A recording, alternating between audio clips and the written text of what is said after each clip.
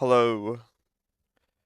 I wanted to share this Kindred game that I played into this comp. It's a high elo 950 LP, and I wanted to explain the Kindred matchup from a Zac perspective. So, it's a quick background. I think this video is intended for basically all the Zac players and any jungler who has trouble playing off info. Because I think that's kind of what I was abusing into this Kindred mainly. Um, because Zac is a champion, is he has long range CC, long chain CC, and you have to hit it and you have to not throw while also playing around consistent win con to be in high elo, which is basically what I was doing this game. So I wasn't really throwing away the game in any way, shape, or form. I had one goal in mind, which was to play for late game consistently no matter what. But in regards to the Kindred matchup, I really wanted to be extremely aggressive into him, I guess. It's like, I guess there was a lot of variation. Not a lot of variation in the gameplay because I'm gonna explain it all this game. But yeah, generally into Kindred is Zac. It's a little bit difficult matchup. Um, Good players on Kindred, they know how to play out of the R. They know how to play early game. They know how to kite you out. They know how to not only react to skill shots, but they know how to anticipate them, which I think really separates low elo players from high elo players is the anticipation of skill shots. So this game, I was playing super reactive, um, basically on high alert the whole time, um, and just keeping track of the Kindred, because she can farm, she can abuse, and if she stays even with me and I let her get control around the map, then it makes my game very difficult. So I was going to my plan this game was to just play super, super, super aggressive and make it so she couldn't really anticipate how I was gonna play. Just really just not allowing her to play.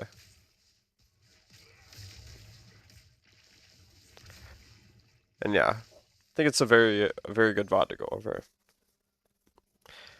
And I feel like a lot of people can learn from this because I definitely did. There's many ways you could play into Kindred, and you could play passive into her.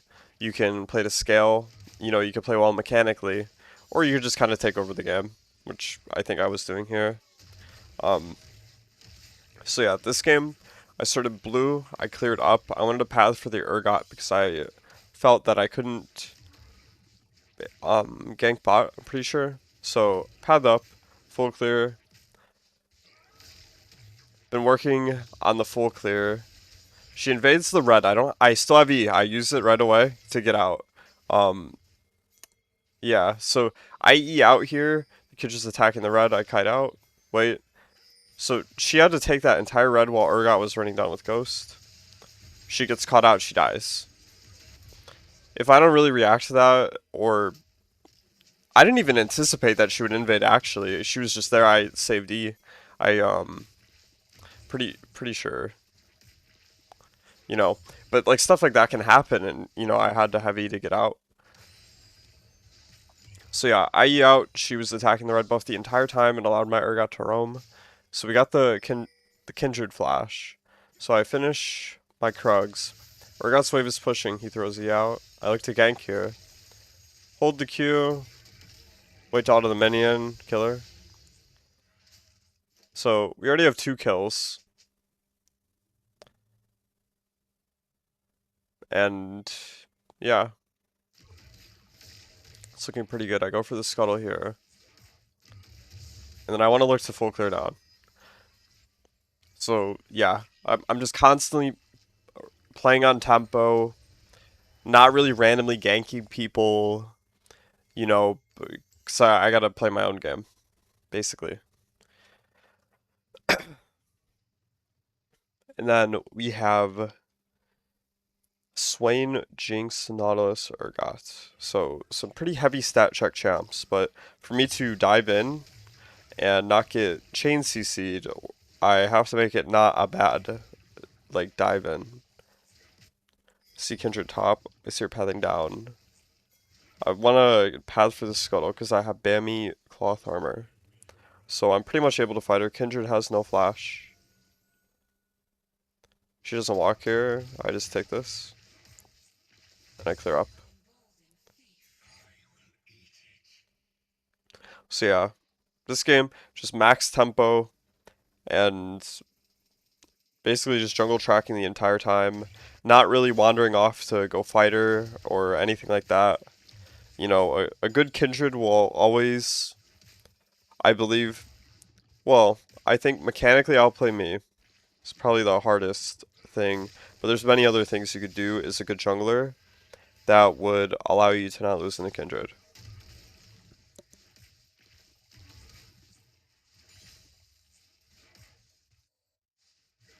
But I think the main thing, just not getting distracted by her and focusing on my own camps, making sure I'm high farm, super high tempo, just abusing her every single turn that I can. That way I don't allow her to play, rather than her even getting a lead or her even being able to play.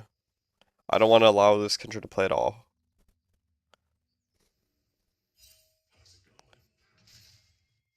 So yeah, you over the wall. I think it's a shorter distance to get towards the Gromp. See the Gromp spawning. I could either dive top. I see Kindred on my bot side. So here, I just take her Gromp on the spawn. I could look to gank Akali, but it's flip, and the Gromp is guaranteed because the Kindred's just not here. I like to gank Akali after taking the Gromp. Pretty sure this works. Wait for her to R. Throw Q on her. She R's out. And then I don't know if I expect. I don't think. No, I didn't expect the Kindred to recall, but she might have. She had time after taking whatever it was bot side that just wasn't up. So yeah, now I recall. Go for my camps,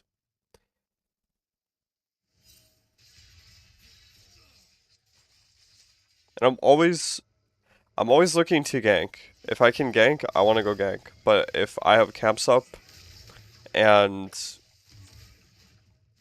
they're they're there for me, they're there for me to take. So I need to take them, and I take them as quick as I can, as fast as I can. I think that's super important as Zach, because you always just want to be taking the camps as fast as and as quickly as possible.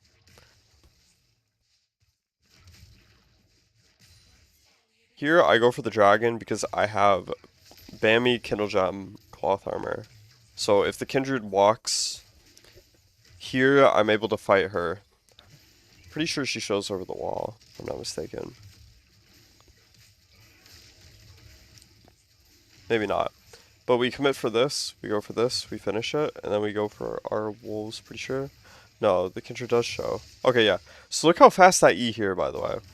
Look how fast, this was like a, like super, after I take the dragon, I don't wait to E, it's not that I don't wait to E her, but I don't wait to react. Like, I'm not like, walking to the wall or waiting for Swain to E.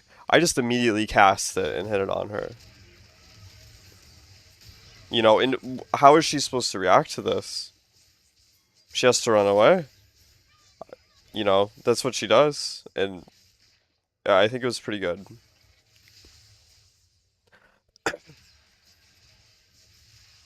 Kind of loiter a little bit.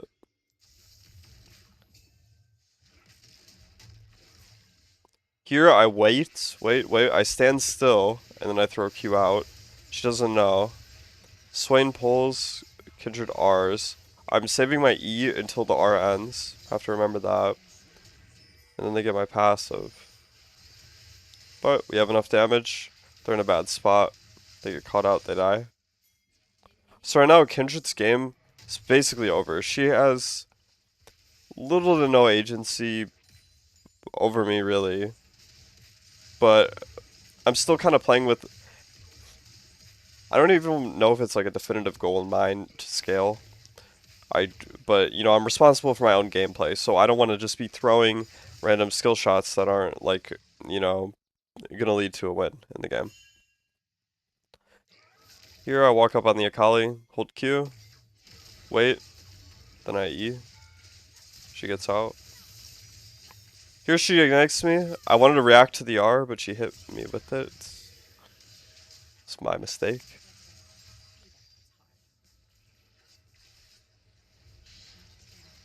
Urgot dies, but Kindred gets nothing.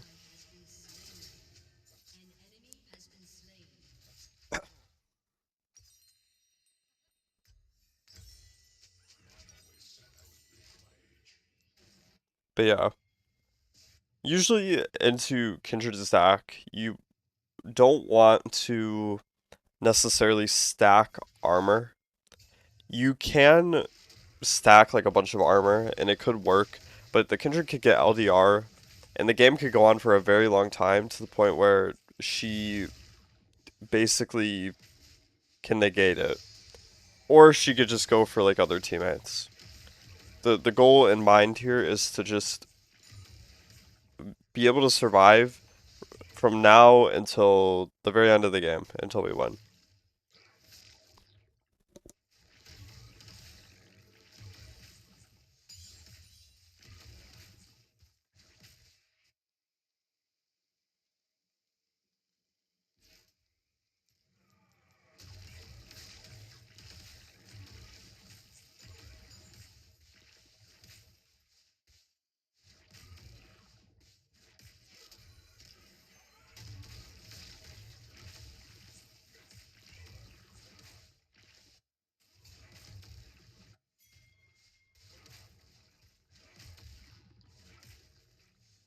And yeah. So I just clear all my camps, I path down.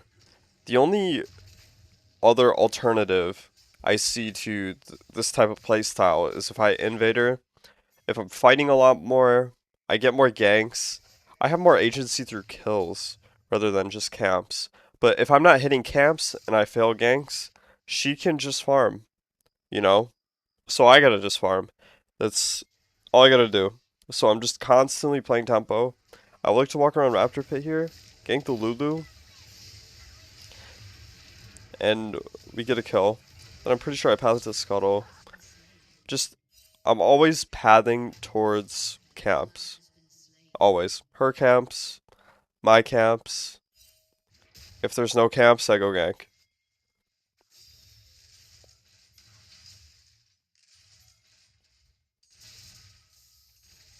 Here, I like to E her. Hold the Q in the Akali Shroud so it gives vision. Then I recall. Know my blue is spawning. And I play for this next dragon.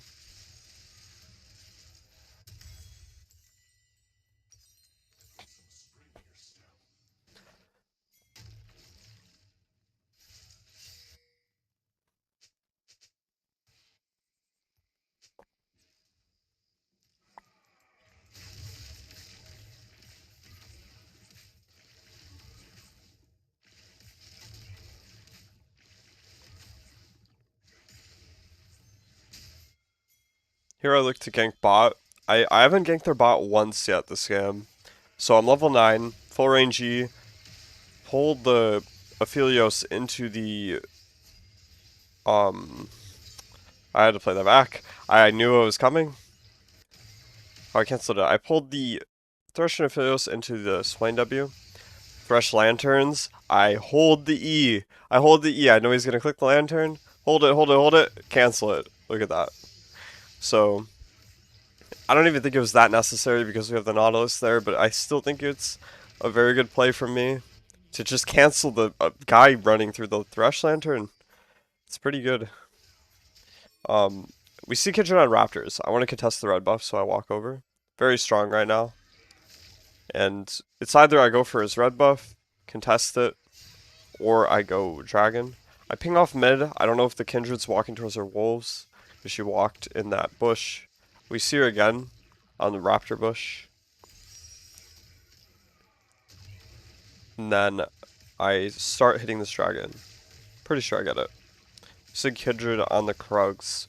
She also has her Gromp mark, which we can basically just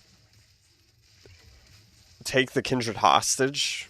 I charge E here. I charge E, smite the dragon while I'm in midair. Kindred doesn't know.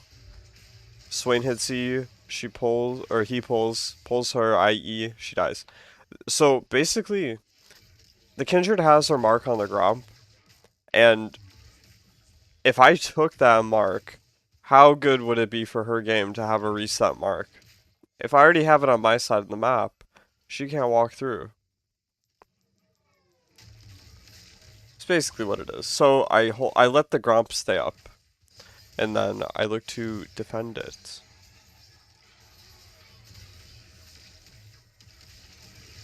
Here I E in on the Aphelios. Basically their game is just over. They're so weak. They're so weak.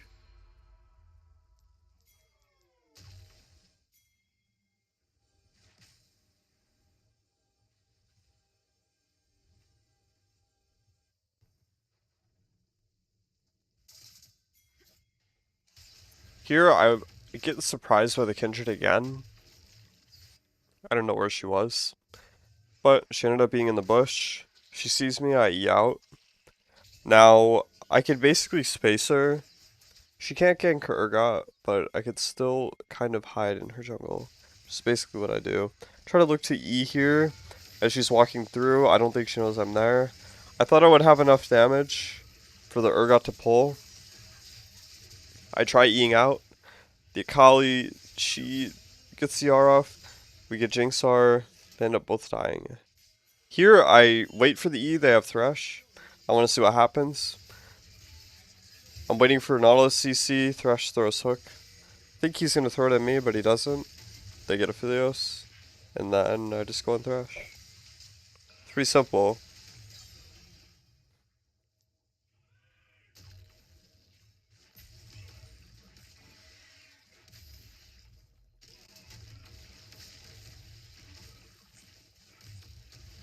But yeah, this game, I go Darksteel, Lucid, Bammy, Zeeks.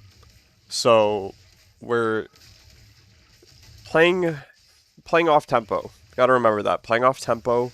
We aren't just going all armor into her, not going like tab eye, still having impact on the map, clearing camps, you know, having MR to deal with the Sakali when I gank her. There's many other factors involved, but it's generally just like an all leading game win is what it is. Everything in the build, everything in the jungle tempo here is all good. So you see Kindred take the Gromp. I know this because the mark went away.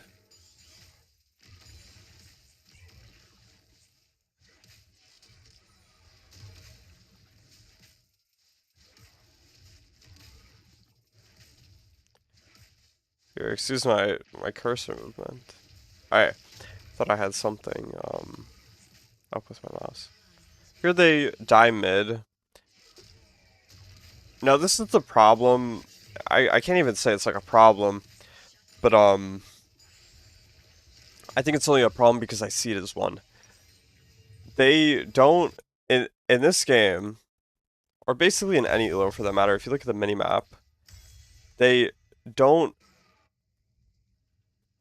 go for bot wave. They don't split the map. We have Urgot top, we'll see later in this game that I'm not strong enough to like end the game with them, if that makes sense. So I don't want to just throw my lead when I'm level 12. I don't want to just say magically here I'm going to stop farming camps and just fight them, because then I'm sacking my gold lead and like what I need to in the game.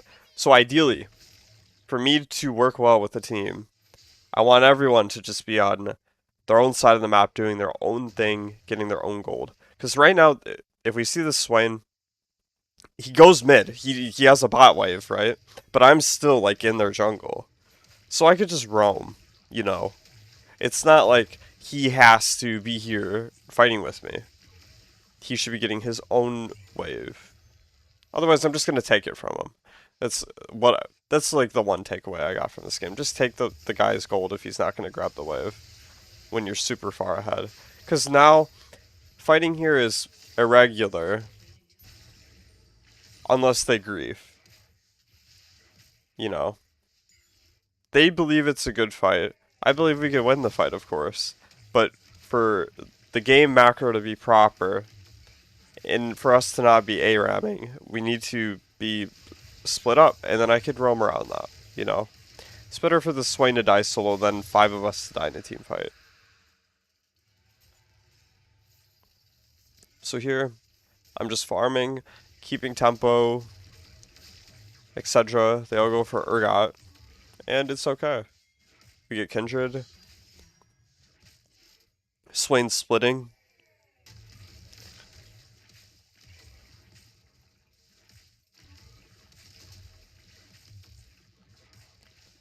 And then we go for our Raptors. Take away this mark from the Kindred, where she spawns in.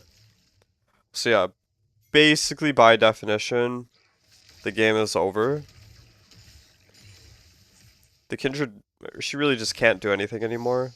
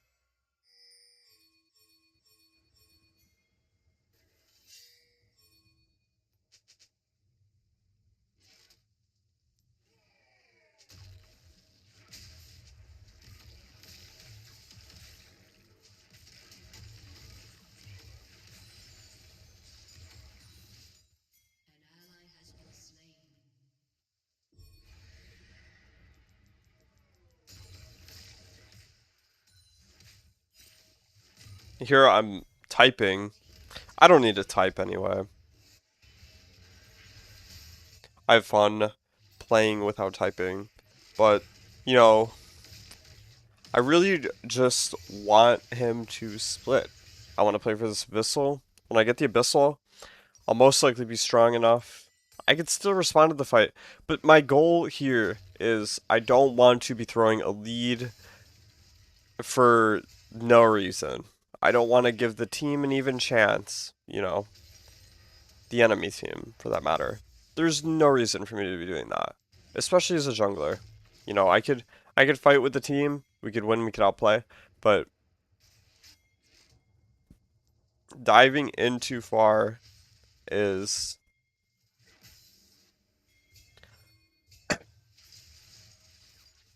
just a good way. It's a good way to throw, you know, and if I don't have to throw away a lead, then I don't want to throw it away.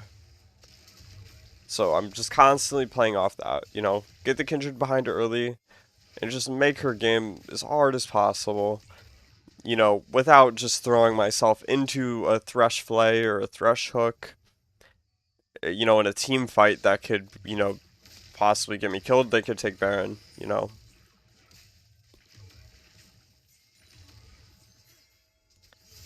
But we're still super strong, so it just doesn't matter too much.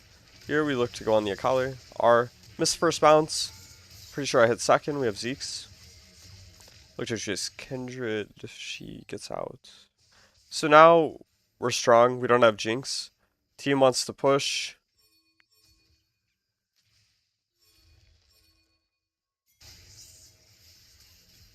The Urgot gets caught. We don't have R, so we're just not super strong. And this is the issue. Can't even say it's an issue because I'm kind of learning my way through it. Here we E the Kindred, she Rs. Here I don't really have to fight. Hold the Q on the Aphelios. I get my abilities off. My Swain dies. And then I get out. Notice how I said I get out. It is very, very, very, very, very, very easy for me as a Zach OTP to limit test and just fight and figure out, you know, if I could win that fight or not because it would be easy. It would be easy to just fight and, lose the game possibly. It could throw my entire lead. So that's I think the main takeaway from this game is not to just toss all my gold into the enemy's hands at any possible point. Why would I do that? I don't see a point. And especially in the Kindred, she lost so hard early. She lost so hard early, so I don't want to make her win late. And my focus now is just on winning the late game. But it should be simple. We play for level 16, we play through our strengths, we get gold, we get camps, we farm, and we get stronger. As always, if I stop the farm, stops the tempo, stops the game basically. The enemy can get more gold. And then it's basically relying on mechanics, which I'm not even worried about mechanics. Like my own mechanics, but it could just be one thresh hook that, you know,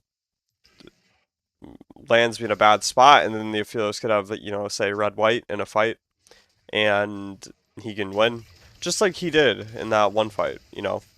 It's just kind of being, I guess, aware, aware of the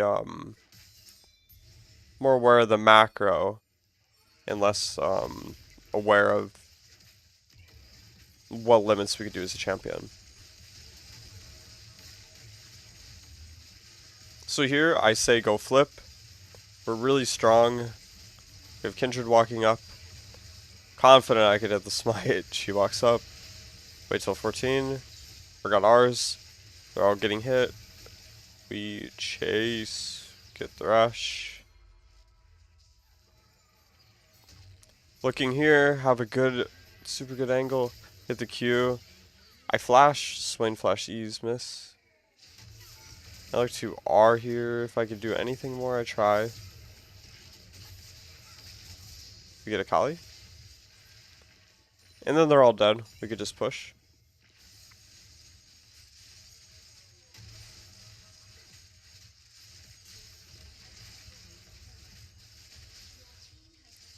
Here I wanted to look to N. They have some people up. Just Kindred. Yeah, we basically melt these towers. Basically delete the Kindred. They only have 2 people up now, the Aphelios. So, it's the sequence of events that leads to, the game being like this, where I'm level 18 by the very end of it, or level 17 by the very end of it, not throwing my lead during the entire game, and beating the Kindred super early, not allowing her to get her marks, locking her down as soon as I can, you know, everything that I could do possibly to just not throw the lead, keep the jungle lead, keep the game going forward, keep everything moving forward until we kill the Nexus. We don't need to throw any fights, we don't need to take any fights that are unnecessary. They won't lead to a win. If I could farm camps, it's better. I think that's my main takeaway, at least from what I can learn from this. And for other people, it's more into Kindred. It's more so an anticipation. Just keep your abilities after her R finishes. You can kill her after her R finishes. You could go Thornmail, but make sure that you be, what is it, directive with the team comp. You don't want to just go Randuin's tab, I Thornmail into a Kindred who's gonna just auto somebody else, you know? So like here, this game I go Abyssal Zeke's Sunfire, stay out of the way of the enemy, win the team fight, end the game, you know? It's always the goal. So yeah, hopefully this video was informative. You know, I think it's a pretty good idea to make this video because usually I struggle into Kindred. So yeah, thank you. Thank you everyone for watching.